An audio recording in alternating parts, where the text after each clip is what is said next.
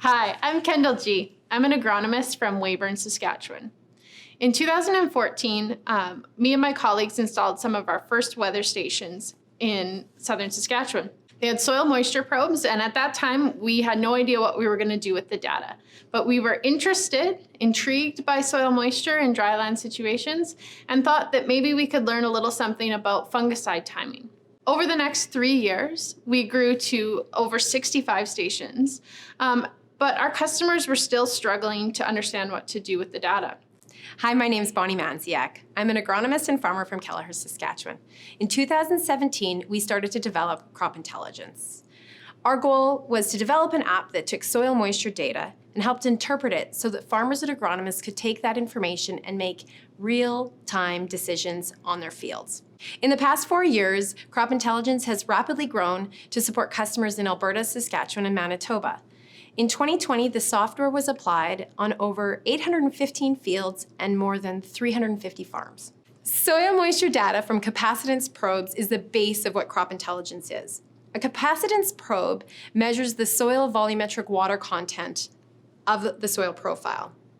And we use that data, and from it we derive the crop available water that's available to the crop throughout the growing season. Crop intelligence is innovative because we are built by farmers and agronomists for farmers and agronomists. In Western Canada, every year, our yields are at least partially determined by how much rain and how much soil moisture we have on our fields. We built the app to track soil moisture and rainfall to help give our customers an idea of their water-driven yield potential throughout the growing season. So we talk about water-driven yield potential as what's possible with the water on your fields. So that's what could you grow if water was the only limiting factor. If there was no nutrient limitations, if there was no weeds and disease pressure throughout the growing season, what's possible on your fields? And with this information, our customers can start to understand how they can optimize their decisions throughout the entire growing season.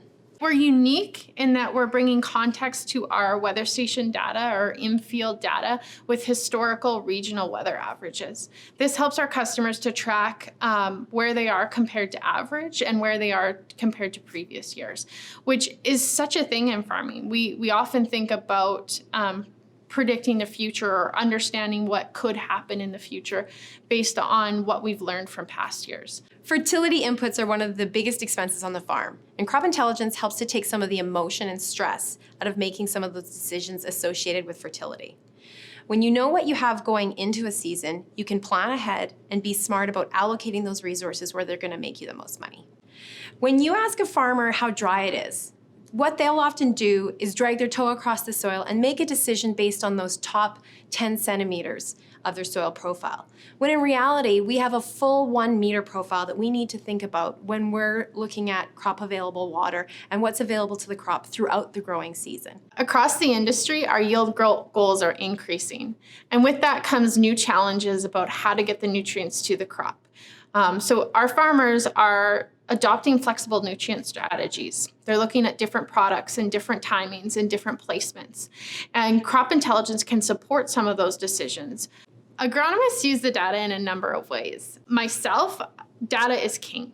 As an agronomist, probably 80% of your job is helping your farmers, your customers, make objective decisions, and data supports that.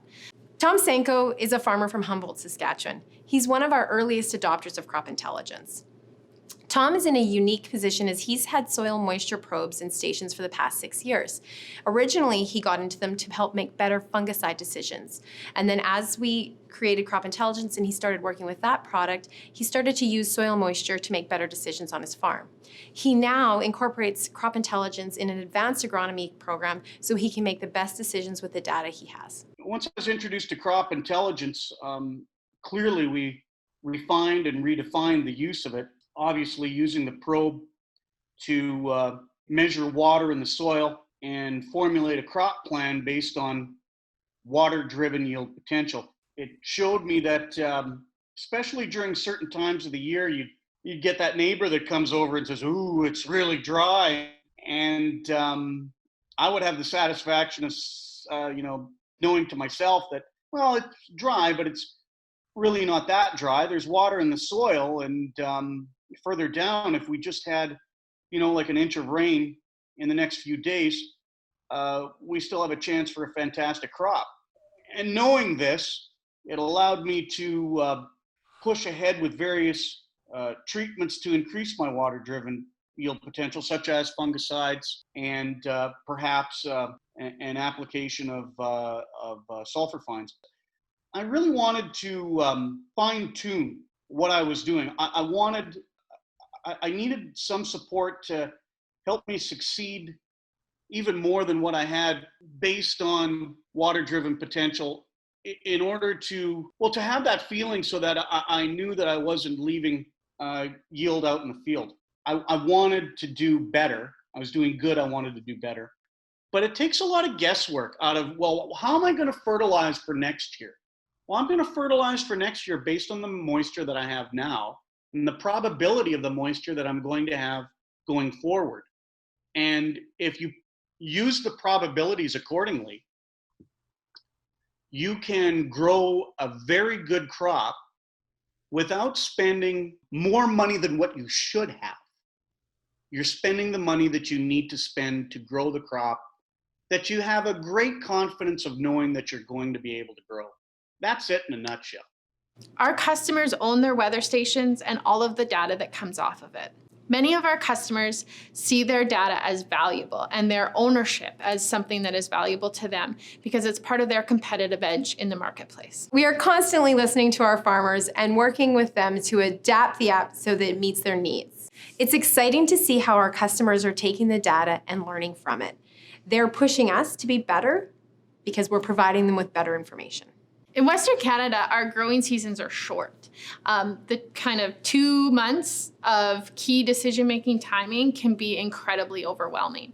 And mental health is one of the things that we think a lot about when we're building our technology in terms of minimally, we don't want to contribute to increased stress on the farm.